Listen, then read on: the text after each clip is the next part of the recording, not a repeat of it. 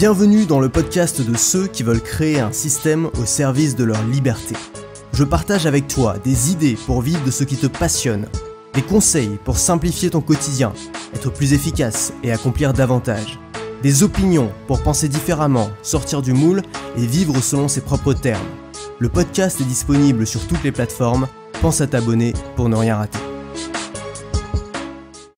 Bonjour, alors si tu vis autre part que dans la grotte de Lascaux, tu sais comme moi qui a gagné la dernière élection présidentielle américaine.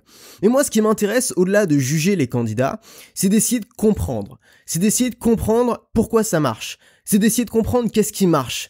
C'est d'essayer de comprendre comment tu arrives à convaincre des dizaines de millions de personnes de voter pour toi dans un pays comme les États-Unis. Et finalement, y a une chose qui a été faite qui est un peu passée inaperçue, c'est qu'on a attribué un score de lisibilité au discours de candidature des 19 candidats à l'élection présidentielle américaine. Donc autrement dit, ces 19 candidats se sont mis devant un podium et ont fait un discours pour annoncer leur candidature. Et y a des gens qui se sont amusés à prendre ces discours-là, à les faire passer dans un logiciel qui donne à ces discours-là un score de lisibilité. Et ce qui est super intéressant, c'est que parmi ces 19 candidats, il y avait un large spectre. Et au milieu de ce spectre-là, il y avait Hillary Clinton. Le discours d'Hillary Clinton pouvait aisément être compris par un élève de 5e. C'était difficile pour un élève de 6e et très difficile pour un élève de primaire, mais aisément pour un élève de 5e.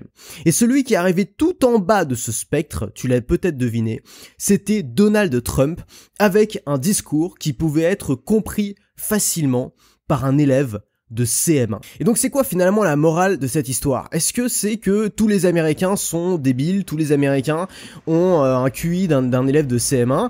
Ou est-ce que la morale de cette histoire, c'est que finalement pour convaincre les gens, il faut parler avec des mots simples? Moi j'ai envie de croire ça et je vais essayer de t'expliquer pourquoi. C'est qu'aujourd'hui, on le sait, on a fait des études là-dessus et on sait que pour convaincre les gens, tu es plus convaincant quand tu utilises un vocabulaire que les gens, que ton audience en face de toi va comprendre. Maintenant, ce que toi, tu vas peut-être me dire, c'est que c'est pas ce qu'on t'a appris à l'école. Et moi non plus. À l'école, on nous a pas appris à parler avec des mots simples. À l'école, on nous a appris à lire, à apprendre par cœur des listes de vocabulaire, à lire du Victor Hugo, à lire du Baudelaire et à réutiliser du vocabulaire complexe dans nos devoirs. Et je pense que c'est une bonne chose de nous avoir appris ça parce que c'est bien d'avoir plus de vocabulaire, ça nous aide à mieux comprendre le monde, à comprendre des auteurs, à comprendre pas mal de choses. Le problème de ça, c'est qu'à l'école, on nous a seulement appris à utiliser ce vocabulaire complexe, mais on ne nous a pas appris à convaincre. Et si on avait voulu à l'école nous apprendre à convaincre, on nous aurait justement appris à faire abstraction de ce vocabulaire, à mettre ce vocabulaire de côté et à utiliser simplement des mots simples, des mots faciles à comprendre pour être davantage convaincant. Il y a une citation, alors je viens de terminer la biographie non officielle de Steve Jobs que je peux vraiment te recommander parce que il y a vraiment une leçon à la fin de cette biographie. C'est une biographie qui s'appelle Becoming Steve Jobs et c'est l'histoire d'une transformation du Steve Jobs d'avant qui était jeune, inexpérimenté, arrogant, mauvais manager au Steve Jobs de son retour en 99 qui était un homme beaucoup plus mûr et beaucoup plus capable et qui a pu exprimer tout son génie dans la boîte dans laquelle il est revenu. Et il y a une chose qui dit à la fin de ce bouquin, donc c'est lors de la cérémonie d'enterrement de Steve Jobs, c'est un ami proche de Steve qui raconte ça. Il disait, beaucoup de leaders de l'informatique prennent les gens pour des imbéciles sous prétexte qu'ils sont incapables de se servir de leurs appareils. Steve Jobs était convaincu que c'était nous qui sommes des imbéciles si nos clients sont incapables de se servir de nos appareils. Et finalement, c'est super intéressant parce que on peut pas dire que Apple est une entreprise de demeurés. On peut pas dire qu'Apple est une entreprise d'imbéciles. Apple a créé les produits les plus intelligents du monde. Mais Apple a réussi à créer des produits intelligents et à créer des produits qui marchent justement parce qu'ils ont rendu leurs produits simples et convivial pour le commun des mortels et pour des gens qui n'y connaissaient strictement rien en technologie. Et finalement, c'est peut-être ça la vraie intelligence dans un discours. La vraie intelligence dans un discours, c'est pas forcément d'essayer de ressortir tout le dictionnaire qu'on a retenu dans nos têtes. C'est pas forcément d'essayer de ressortir un maximum de réponses. Moi, ça me fait penser aux élèves, tu vois, qui pendant leurs exposés essayaient de montrer qu'ils avaient appris leur cours par cœur. C'est pas ça l'intelligence. L'intelligence, c'est de réussir à réquisitionner la bonne information au bon moment. Et quand tu essaies de convaincre, ça veut dire quoi? Quand tu essaies de convaincre, l'intelligence, c'est de sortir les bons mots pour la bonne audience. Alors qu'est-ce que ça veut dire? Ça veut pas dire qu'il faut forcément parler à des élèves de CM1. Forcément, si ton audience, c'est des gens qui ont un haut niveau d'études ou qui ont une bonne connaissance du jargon dans ta thématique, tu vas utiliser ces mots-là, tu vas utiliser ce vocabulaire, parce que tu vas vouloir justement parler à ces gens-là, et ces gens-là vont se sentir encore plus proches de toi si tu utilises les mêmes mots qu'eux. Mais quand tu es dans une thématique qui est peut-être plus large, ou qui englobe des gens qui ont différents niveaux d'études, ou qui englobe des gens qui ont différentes connaissances du jargon. Par exemple, si comme moi, je sais pas, tu parles de marketing ou de vente, et que tu sais que dans ton audience, tu as à la fois des gens qui sont vraiment calés dans ce domaine-là parce qu'ils étudient ça depuis des années, et en même temps des gens qui ont découvert ça la semaine dernière, tu vas pas justement mettre une barrière en parlant avec du jargon et avec des mots techniques. Ce que tu vas faire justement, c'est que tu vas utiliser des mots simples, des mots qui peuvent être compris par un élève de CM1. Pourquoi? Parce que si tu utilises ces mots-là, tout le monde va te comprendre, à la fois les gens qui auront des connaissances plus approfondies, un vrai vocabulaire dans ta thématique, et à la fois les gens qui débutent peut-être et qui n'ont pas ce vocabulaire-là. Donc tu vas pouvoir rassembler ces gens-là, convaincre davantage ces gens-là. Bien sûr, si tu as un business à faire tourner derrière, à faire plus de ventes. Il y a un gars qui s'appelle le Dr Flech, et ce mec-là, c'est celui qui a créé le fameux test de lisibilité qu'on peut retrouver aujourd'hui sur des logiciels, et qui a été utilisé pour analyser les discours de ces 19 candidats.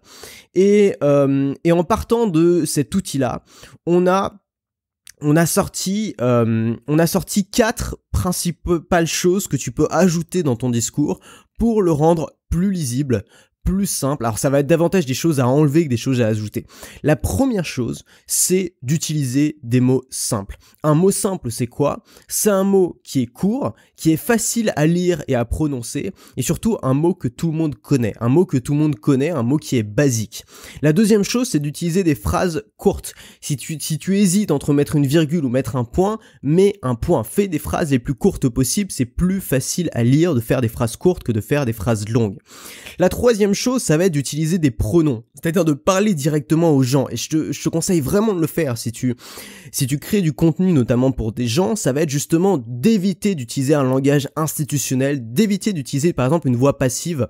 Par exemple, tu vas pas dire il est de bon ton de faire ceci, tu vas plutôt dire vous devriez faire ceci. C'est-à-dire que tu vas t'adresser directement avec la personne en face en utilisant des pronoms, donc je, tu, il, nous, vous. Tu vas utiliser ces pronoms-là pour parler directement de toi, ou pour parler directement des gens en face de toi, ou pour parler directement d'autres gens, comme on le ferait finalement dans la vraie vie. Peut-être que le langage le plus simple, c'est le langage que tu utilises à l'oral quand tu parles avec tes amis. Si tu arrives à écrire de cette façon-là, ton texte va être beaucoup plus lisible. Et puis ça va être aussi de poser des questions à ton audience. Poser des questions à ton audience, ça va vraiment aider à relancer aussi les gens à un moment peut-être où ils vont décrocher de ton discours, à un moment où ils vont un peu se perdre dans leurs pensées. En leur posant une question, en t'adressant directement à eux, tu les forces à faire une introspection, tu les forces à réfléchir à ce que tu viens de dire, et donc tu relances leur attention. Alors il y a quand même un problème à ça. À utiliser que des mots qui peuvent être compris par un élève de CM1, c'est qu'un élève de CM1 n'a pas forcément beaucoup de vocabulaire, et donc c'est plus difficile d'être précis. L'intérêt d'avoir un vocabulaire développé, c'est de pouvoir d'avoir la possibilité d'utiliser des mots qui sont plus précis par rapport au message que tu as envie de faire passer. Par exemple, si tu veux dire que quelque chose est petit, ça va être plus précis de dire microscopique, parce qu'on peut s'imaginer, tu vois, c'est petit à l'échelle d'un microscope. Petit, ça peut vouloir dire n'importe quoi, par rapport à ce que tu vois, si tu dis un petit éléphant, ça reste un éléphant, ça reste quelque chose de gros. Donc, tu vois, petit, c'est par rapport à un référentiel. Microscopique, c'est quelque chose qu'on peut imaginer visuellement, puisque c'est quelque chose qui peut s'observer au microscope, donc ça va être plus précis. Donc, comment on va faire pour utiliser à la fois des mots simples et rester précis, puisque la précision aussi est un outil pour convaincre et pour vendre. Alors je voudrais te donner 3 solutions aujourd'hui dans ce podcast. La première solution, c'est les contrastes, les exagérations. Je vais donner un exemple tout simple. Si tu veux parler d'une somme, par exemple une somme d'argent, tu veux parler d'une petite somme, une somme faible, le mot petit n'est pas un mot précis. Le mot petit, encore une fois, dépend d'un référentiel, ça veut pas dire grand chose. Donc au lieu de dire par exemple une petite somme, tu vas dire une somme ridicule. Une somme ridicule, c'est un mot déjà que tout le monde va comprendre, qui peut très bien être compris par un élève de CM1. C'est aussi un mot qui a quelque chose d'émotionnel, qui va tout de suite nous toucher, et c'est un mot qui c'est une exagération de ce que tu veux dire. Au lieu de dire c'est une petite somme, tu vas dire c'est une somme par exemple ridicule. Si par contre tu veux dire que c'est une grosse somme, c'est une somme par exemple importante, on va éviter d'utiliser le mot important. Le mot important est un mot creux, c'est un mot qu'on surutilise, c'est très difficile de pas l'utiliser. Moi je sais que c'est un mot que j'utilise tout le temps parce que c'est un mot qui vient un peu quand tu sais pas quoi dire, hop tu vas utiliser le mot important, ça veut tout dire et rien dire, on peut l'employer pour plein de raisons différentes. Et c'est un mot qui, voilà, c'est un mot qui est vraiment creux, qui va pas hameçonner la personne en face de toi. Donc au lieu de dire que c'est une somme importante, tu vas dire par exemple que c'est une somme colossale. Une somme colossale, c'est aussi quelque chose, un mot qui est simple, que tout le monde peut comprendre, et c'est un mot, tu vois, qui fait référence au colosse. Encore une fois, c'est un mot qui est émotionnel, c'est un mot qui exagère le message que tu as envie de faire passer. Donc tu vas parler de sommes ridicules, par exemple, ou de sommes colossales, par exemple, au lieu de parler de petites sommes ou de sommes importantes, qui sont simplement des mots creux et extrêmement vague. Donc ça c'est la première solution, c'est d'utiliser des contrastes ou d'utiliser des exagérations dans tes mots, de choisir des mots qui sont simples à comprendre mais qui sont en même temps très visuels ou qui sont émotionnels ou qui vont exagérer ce que tu dis. Ça va rendre aussi ton discours plus attractif, plus intéressant à suivre qu'en utilisant des mots creux. La deuxième solution, c'est d'utiliser des images. Alors utiliser des images, c'est probablement le moyen le plus simple d'être très précis dans le message que tu veux faire passer, c'est-à-dire de rendre ce message très visuel pour la personne en face de toi sans utiliser des mots compliqués. Par exemple, si tu veux parler d'un gouvernement omniscient, voilà, tu veux dire le gouvernement est partout, il fouille dans vos téléphones, il vous suit, il met des caméras de surveillance dans tous les coins de rue, le gouvernement est omniscient. Le mot omniscient, c'est un mot qui est pas forcément compris par un élève de CM1, même si c'est un mot qui est compris, c'est un mot qui est pas visuel, c'est difficile de se représenter visuellement dans la tête ce que tu dis quand le gouvernement est omniscient. Ça peut vouloir dire un peu plein de choses différentes. Donc ce que tu peux dire, par exemple, dire que le gouvernement est omniscient, c'est dire le gouvernement, c'est Big Brother. Si tu dis ça, déjà c'est très clair, les gens peuvent se le représenter dans la tête, tout le monde connaît Big Brother, beaucoup de gens ont vu le film ou ont lu le livre, on peut se visualiser l'image, tu vois, peut-être du mec sur un grand écran, du dictateur, tu vois. C'est clair, et c'est un mot aussi qui va être plus émotionnel parce qu'on va faire une référence à quelque chose qui vient de la culture populaire et que les gens connaissent. Donc au lieu de dire un gouvernement omniscient, par exemple, tu vas dire le gouvernement c'est Big Brother.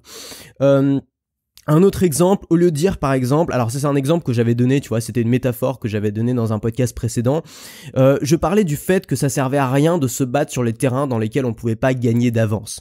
Comment on pourrait dire ça d'une manière un peu pompeuse? On pourrait dire, il faut exploiter son potentiel, tu vois, exploiter son potentiel, c'est pompeux, ça fait un peu, tu vois, ça fait un peu la citation que tu pourrais trouver en noir sur blanc sur Instagram, voilà, ça c'est pas vraiment personnel, c'est pas vraiment, ça attire pas vraiment l'attention des gens et c'est très difficile à se représenter dans la tête. Au lieu de dire ça, j'avais dit c'est aussi absurde de se battre sur un terrain qui n'est pas le tien que d'imaginer Bill Gates qui drague sur Tinder. Tout le monde peut s'imaginer visuellement ça, Bill Gates qui est en train de swiper des meufs sur Tinder. Et on sait tous que cette vision est ridicule parce que Bill Gates, il a peut-être des atouts dans la vie à mettre en avant qui sont plus intéressants que simplement une photo de sa tronche. Donc, en donnant une image comme ça, une image qui est super visuelle, un truc que tous les gens peuvent se représenter dans la tête, tu vas non seulement pouvoir faire passer un message qui est précis, parce que là on est vraiment dans quelque chose finalement super précis, on comprend très bien l'idée que je veux faire passer, mais en plus, tu vas pouvoir utiliser l'humour, tu vas amuser les gens, tu vas réveiller les gens, tu vas un peu les inclure dans le truc, tu vois. Je pense à un gars qui s'appelle Jordan Peterson, dont beaucoup de gens parlent en ce moment, tu as peut-être déjà entendu parler. C'est un universitaire, un docteur en psychologie qui est devenu très célèbre ces dernières années, puisque il s'est mis à filmer ses conférences, à les mettre sur YouTube. D'ailleurs, c'est un cas, il faudrait que je fasse un podcast sur lui parce que la façon dont il est devenu célèbre est un exemple pour nous tous. Il s'est mis à mettre ses cours sur YouTube et ses cours sont devenus immensément populaires. Et ce gars-là, c'est un gars, tu vois, il a quand même un doctorat en psychologie, tu vois, il a une vraie culture, il a un vocabulaire de dingue, il a écrit 2 bouquins. Le premier bouquin, il a mis 15 ans à le faire. C'est quand même un mec qui bosse, tu vois, on peut pas dire que c'est un con, quoi. Et ce gars-là, il va tout le temps utiliser parce qu'il sait qu'il s'adresse à des élèves et il sait que son but c'est d'attirer leur attention et c'est de les convaincre, c'est pas d'étaler son savoir. Il va toujours utiliser des images qui vont parler aux gens. Il va énormément, par exemple, utiliser la culture populaire, il va utiliser les films populaires, il va utiliser les films Disney, par exemple, il va te faire des analogies avec Pinocchio, faire des analogies avec le Roi Lion, et donc tous les gens de ma génération ont vu Pinocchio et le Roi Lion, donc on va évidemment davantage l'écouter s'il nous fait ces analogies-là, s'il nous fait ces images-là, plutôt que s'il nous plante sa théorie comme ça et qui nous la colle devant nous avec des mots qu'on comprend à peine ou qu'on a appris la semaine dernière. Donc ça, c'est la deuxième solution, c'est extrêmement puissant, c'est d'utiliser des images. Et la troisième solution, c'est peut-être la solution la plus puissante des trois, c'est de raconter des histoires. Une histoire, ça vaut 1000 explications. Une histoire, c'est souvent un excellent moyen d'exprimer ce que t'as dans la tête. Encore une fois, de manière très visuelle. Les êtres humains sont vraiment des êtres qui sont faits pour les histoires. On adore les histoires. Enfin, quasiment toute l'industrie du divertissement est basée sur les histoires. Les films, c'est basé sur les histoires. Les séries, c'est basé sur les histoires. Les jeux vidéo, aujourd'hui, c'est souvent basé aussi sur des histoires. Toute l'industrie du divertissement est basée sur des histoires. Les histoires sont quelque chose qui nous captive, qui nous fascine depuis la nuit des temps. Je sais pas si tu te rends compte qu'il y a des religions qui ont duré des milliers d'années, qui sont basées sur une simple histoire, tu vois, sur un simple bouquin qui raconte une histoire. Il y a des mythes antiques qui ont perduré pendant des siècles et des siècles qui sont simplement basés sur des histoires. Les histoires, c'est ce qui permet de connecter les hommes entre eux et de faire passer les grandes idées. Tu vois, si la Bible était simplement un recueil de grandes idées théoriques, probablement qu'elle aurait pas aussi bien passé les siècles que en étant simplement une suite d'histoires, une histoire globale avec dedans plusieurs micro-histoires, ce qu'ils appellent des paraboles qui sont simplement des histoires. C'est ça qui fait que ça dure. Alors comment raconter une histoire de manière efficace ? Moi, c'est quelque chose sur lequel j'ai une grosse marge de progrès. Je considère que je ne suis pas encore bon là-dessus. C'est quelque chose sur lequel je travaille. Je pense que savoir raconter des histoires, c'est à la fois un instrument pour convaincre qui est très puissant. Donc moi, ça m'intéresse en tant que créateur de contenu. Et je pense aussi que c'est un vecteur de séduction dans la vie qui est très important. Tu vois, j'ai dit important, qui est colossal, un vecteur de séduction qui est colossal, notamment pour les gens qui, tu vois, qui sont pas spécialement beaux, par exemple, qui ont pas des atouts vraiment à mettre en avant, ou qui sont pas drôles, par exemple, si t'as pas d'humour, tu peux essayer les histoires. Tu peux essayer d'apprendre à raconter des histoires. Je trouve ça beaucoup plus facile d'apprendre à raconter des histoires que d'apprendre à faire des vannes. Et ça peut vraiment te permettre d'être séduisant, de captiver l'attention, de devenir quelqu'un d'intéressant si aujourd'hui t'as du mal à te démarquer par exemple dans un groupe d'amis. Donc moi c'est quelque chose qui me passionne et donc je m'intéresse à comment on construit une bonne histoire. La première chose à faire quand tu veux construire une histoire, c'est le hook, c'est l'hameçonnage. C'est d'essayer de faire une sorte de teasing pour que la personne se dise « Wow, putain, j'ai vraiment envie de savoir la suite ». Par exemple, moi si je veux raconter l'histoire de comment j'ai trouvé cet appart, l'appart dans lequel je vis aujourd'hui, je peux commencer par dire un truc du style j'aurais jamais pensé que une raquette de badminton puisse me permettre de ne pas vivre dans un KGB à Barbès. Je pourrais commencer l'histoire comme ça. Puis ensuite te raconter que ensuite surjouer peut-être l'histoire, faire des variations de ton, faire des variations de volume, faire des variations de vitesse, peut-être expliquer que au départ, tu vois, je me disais c'est bon, ça va être facile, je vais trouver un appart rapidement et là j'en visite un deuxième, j'en visite un troisième, j'en visite un quatrième. Et les gens me disent non. Et le premier appart, j'ai quasiment fait la fine bouche, tu vois, alors que c'était un appart génial dans le premier arrondissement. J'ai visité, je me suis dit, ouais, peut-être pas le prendre, c'est peut-être un peu cher. Et finalement, je postule et il était déjà à quelqu'un d'autre. Et puis ensuite, je me suis rendu compte que, la plupart des gens que j'appelais pour un appart, ils voulaient même pas me laisser visiter l'appart parce que j'avais pas un putain de CDI. Donc je vais employer comme ça, je vais gérer mon ton, je vais gérer mes émotions, je vais exprimer tout ça, je vais faire des variations de volume, des variations de vitesse, et puis je vais dire qu'au bout d'un moment, j'étais désespéré. Au bout d'un moment, j'étais prêt à abandonner. Au bout d'un moment, je m'étais résolu à vivre dans un placard à Barbès. J'avais commencé à les visiter. Je me suis dit, c'est cool, il y a de l'humidité sur tout le mur du nord, c'est pas grave, on va vivre dedans, c'est sympa aussi, on va faire notre culture de champignons, ça va être génial. Et puis, j'avais un dernier appart à visiter, c'était le 5e que je visitais de la journée, j'en pouvais plus, j'étais déprimé, j'étais prêt vraiment à installer mon petit carton en bas de chez moi et puis à faire ma petite vie ici. Et puis là, qu'est-ce que je vois le gars qui arrive. Donc je m'attends à avoir un énième agent immobilier qui va me refuser l'appart parce que j'ai pas de CDI. Et je vois le gars qui arrive avec une raquette de badminton dans son sac. Et là, je me dis, quel agent immobilier va se faire une petite partie de badminton avant de rencontrer un client? Et là, je comprends que il s'agit pas d'un agent immobilier, il s'agit du propriétaire et que je vais pouvoir faire jouer mes vrais atouts qui sont pas d'avoir un CDI puisque je n'ai pas de CDI, je n'en aurai jamais, mais qui vont être de convaincre le gars et d'essayer d'avoir un bon contact humain. 3 jours plus tard, on emménageait dans l'appart, j'installais mes affaires et le bail était signé. Voilà comment je pourrais raconter cette histoire. Donc d'abord commencer par un hook par un hameçon. Tu vois, l'hameçon, ça va être l'histoire de la raquette de badminton. Les gens vont se dire, mais comment il a pu trouver un appart avec une raquette de badminton? La deuxième chose, ça va être de faire des variations de ton, de volume, de vitesse, de manière à rendre l'histoire vivante. Et la troisième chose, ça va être de surjouer, peut-être d'imiter les différents personnages de l'histoire. Ça peut être très drôle aussi de faire ça si tu sais bien le faire. Et puis la quatrième chose, ça va être de faire passer ses émotions, de dire comment on se sentait à ce moment-là. Et à ce moment-là, je me sentais désespéré. Vraiment, j'en pouvais plus. Je rentrais chez moi le soir, j'étais déprimé, j'arrivais même plus à manger. Tu vois, exprimer ses émotions. Et comme ça, tu peux façonner une bonne histoire. Alors moi, je te rassure, celle-là, je l'ai préparée, cette histoire. Mais en vrai, je suis pas bon pour raconter les histoires naturellement. C'est vraiment quelque chose que j'essaye d'acquérir aujourd'hui et c'est quelque chose que tu devrais essayer d'acquérir si t'es créateur de contenu ou simplement si dans la vie, t'as envie d'être plus séduisant dans ta famille, dans tes groupes d'amis, dans les gens que tu rencontres. Alors c'est toujours plus difficile, je pense, de le faire en réel que de le faire devant un micro. Ça dépend des gens, il y a des gens qui arrivent mieux à le faire en réel que devant un micro. Moi, je suis meilleur devant un micro qu'en réel. J'essaie de m'entraîner pour ça. Mais c'est une solution qui non seulement va te permettre de faire passer des idées complexes de manière ultra divertissante. La meilleure façon de faire passer une idée, c'est de faire une série là-dessus ou faire un film là-dessus. C'est probablement une forme d'activisme qui est beaucoup plus efficace que n'importe quel discours politique puisque on va emballer finalement. C'est comme un beau cadeau. Un beau cadeau, tu le donnes pas dans un sac plastique, quoi. Si tu veux offrir une belle bague à ta fiancée, tu lui files pas dans un sac Leclerc. Tu fais un joli écrin autour, tu fais un joli paquet autour avec le petit nœud et tout. Vraiment, faut que ce soit nickel. Et ben, c'est pareil. Une belle idée, tu la vends pas dans un sac plastique. Une belle idée, tu l'enrobes avec une belle histoire, avec des images parlantes, avec un discours qui va captiver les gens. Et ça, moi, c'est toute l'histoire de ma vie. C'est là-dedans que j'essaie d'être bon. C'est la thématique de ma chaîne. Je parle pas tant que ça de vente et de marketing. Je parle avant tout de discours. Je parle avant tout de convaincre. Mais pour moi, tout est lié. C'est-à-dire que si t'arrives à convaincre, t'arrives à vendre. La vente, elle est partout. Mais pour ça, il faut vraiment comprendre que on n'est plus à l'école, que le but c'est pas de prouver que t'as raison, le but c'est pas de prouver que t'es le meilleur, le but c'est pas de prouver que c'est toi qui as le plus de vocabulaire, le but c'est pas de prouver que c'est toi qui as le mieux appris la leçon. Le but c'est de convaincre. Le but c'est de gagner.